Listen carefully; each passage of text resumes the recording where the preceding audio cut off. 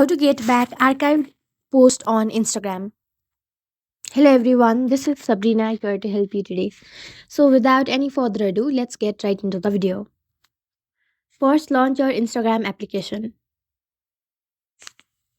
After that, tap on your profile icon from the bottom right corner. Now from your top right, simply go to your menu bar.